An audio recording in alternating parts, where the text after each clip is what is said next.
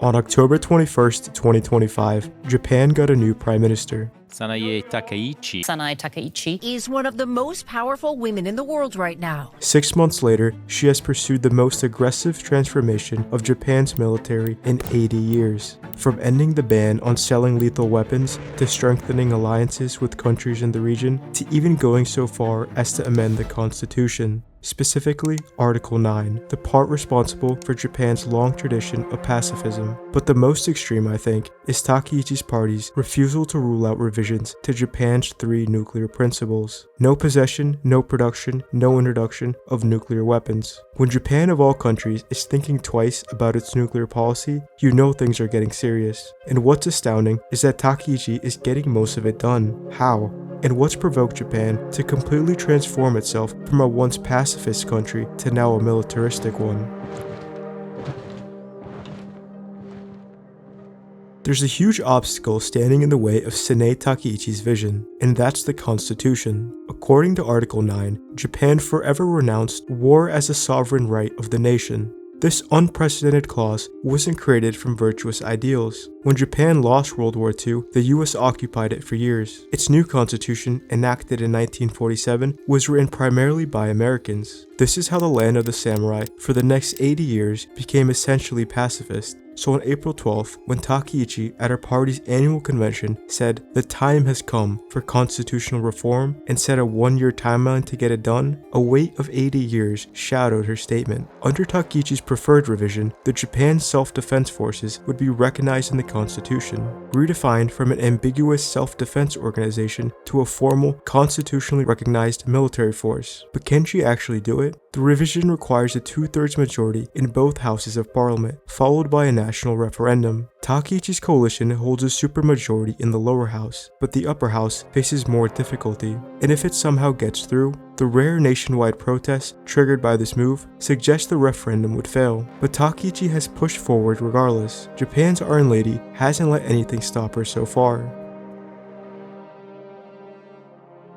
On February 25th, Takaichi approved a monumental plan to lift nearly all restrictions on Japan's ability to export lethal weapons. Right away, this started to show its effects. Mogami-class frigates were selected by Australia for fleet renewal, and consultations with the Philippines were ongoing regarding second-hand Abukuma-class destroyers. Export of Type 03 anti-aircraft missiles and Type 12 anti-ship systems capable of creating deterrence networks in the South China Sea was being actively promoted as well. Then Defense Minister Shinjiro Koizumi announced on March 13th that Japan had begun receiving 2 types of standoff cruise missiles for the first time in history. The Norwegian-made Joint Strike Missile with a range of approximately 500 kilometers, and the US-made Tomahawk cruise missile with a range up to 1,600 kilometers. By March 29th, Japan's Aegis destroyer Chokei at Sasebo base was modified to fire Tomahawks. For a while now, Japan had been debating its counter-strike capability, the ability to strike adversary military targets beyond Japan's own territory. China characterized it as stripping Japan's pacifist mask and enabling offensive strikes deep into neighboring countries. This just goes to show how serious Japan is about its remilitarization. But there's way more to the story. Japan's most crucial ally, the US, who has about 120 military bases in the country, made what some are calling the most significant change to US forces in Japan in 70 years. The US essentially revamped the structure of US Forces Japan, the military command overseeing all operations and assets. It was organized into a fully operational joint force headquarters. This essentially means the US can now work more closely with Japan, who is also getting a new command structure. In 2025, Japan made a new HQ that will help the Army, Navy, and Air Force work together in a more unified manner. This was one of Japan's most concrete steps in its military evolution. Combine this with the US making their command structure to align with Japan's, and it's clear that the US and Japanese alliance is clearly shifting towards combined warfighting readiness. But it doesn't stop there. If that's not enough to worry China or North Korea, Japan is debating whether to adopt nuclear propulsion for its next-gen subs. This would be a huge upgrade compared to the currently used diesel subs. Nuclear subs offer greater range, endurance, speed, submerged operations, and just sheer power to run more advanced technology. Lastly, Japan's 6th generation stealth fighter project, the GCAP, alongside the UK and Italy, got its first joint contract on April 2nd, a roughly $857 million deal with various companies. Takaichi confirmed 2035 as the deployment date. One of the reasons Takaichi wanted to fast-track export rules was because of this 6th generation fighter jet, and that would come on April 21st, when Takaichi officially revised the 3 principles on transfer, formally ending Japan's post-World War II ban on lethal arms exports. Takaichi stated, with this amendment, transfers of all defense equipment will in principle become possible. All actions by the Takaichi government indicate that it's preparing for a potential war with China or North Korea. This is of course all happening because of one country's rise, China. North Korea plays an important part too, and we'll get there. But China's rise in the last 2 decades has transformed Asia for better and for worse. And this small but significant island has the eyes of the world on it. China claims Taiwan as a part of itself, and that integration with the mainland will happen one way or another. In December of last year, China held what has been described as its most extensive military exercise near Taiwan to date, the 8th major drill since 2022. China deployed at least 14 warships, 130 fighter jets, drones, and much more.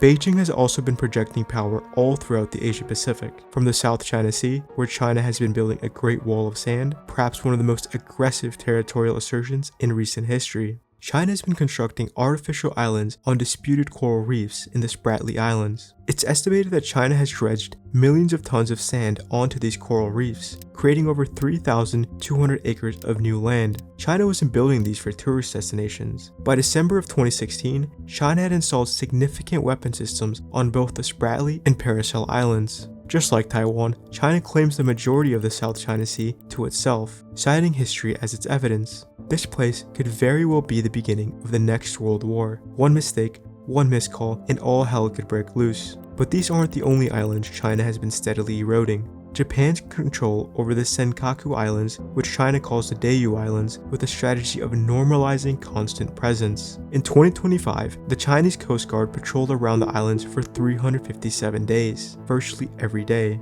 Over the past 4 years, the Coast Guard has conducted 134 patrols and dispatched a cumulative 550,000 vessels and 6,000 aircraft in the vicinity of the contested islands. Xi Jinping personally ordered the Chinese Coast Guard in November 2023 to strengthen sovereignty over the Senkaku Islands. In November 2025, following Takaichi's comments that Japan might respond militarily to a Chinese invasion of Taiwan, China sent its Coast Guard vessels through the Senkaku waters, also issuing a travel warning advising Chinese citizens to avoid Japan, and summoned the Japanese ambassador. China is forcing its way to areas all across the Pacific and beyond, to even places here, which I can't discuss in this video, but may have made a video on. Check them out if you're interested.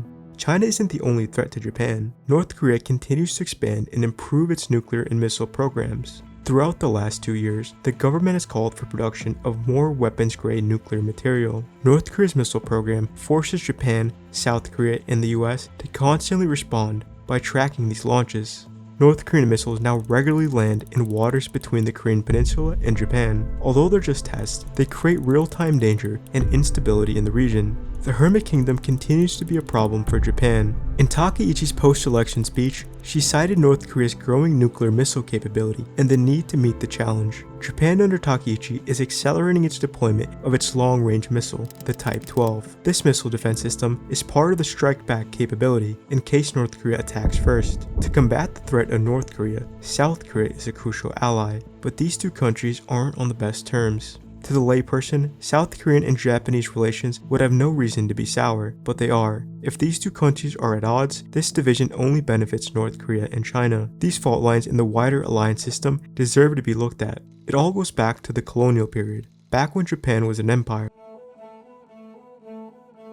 In 1910, Japan formally annexed Korea. And then, in 1931, Japan would embark on a war of conquest, aiming to take over Manchuria, China, and ultimately all of Asia. During this time, the Japanese military committed unspeakable atrocities against the people of both Korea and China. Forced labor and comfort women, a euphemism for wartime sexual slavery by the Japanese Imperial Army, has left at what times can be seen as incurable historical wounds. Some 80 years later, the historical grievances remain, but it's not just the memory of these crimes committed, but the feeling that Japan has not properly apologized that keeps relations strained. Some in South Korea and China just feel that Japan hasn't fully owned up to it. There have been controversies over Japanese school textbooks on how they describe Japan's imperial past. There remains a feeling that victims and families who suffered were never properly compensated. This is particularly the case for South Korea with regards to forced labor claims and comfort women. The relationship between these two countries is complex, and a whole video could be dedicated to it.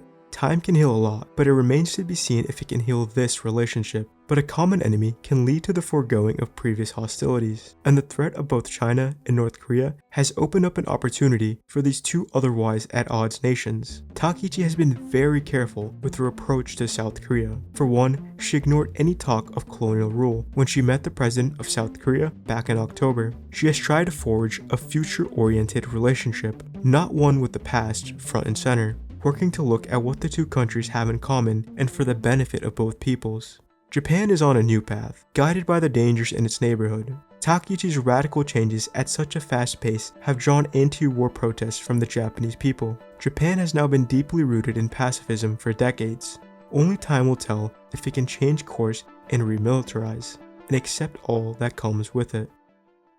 Do you think Japan's militarization is a good thing? Or should Japan seek a different path? Let me know what you think in the comments below. And if you enjoyed this video, give it a like and subscribe for more content like this. Thanks for watching, and I hope to see you again.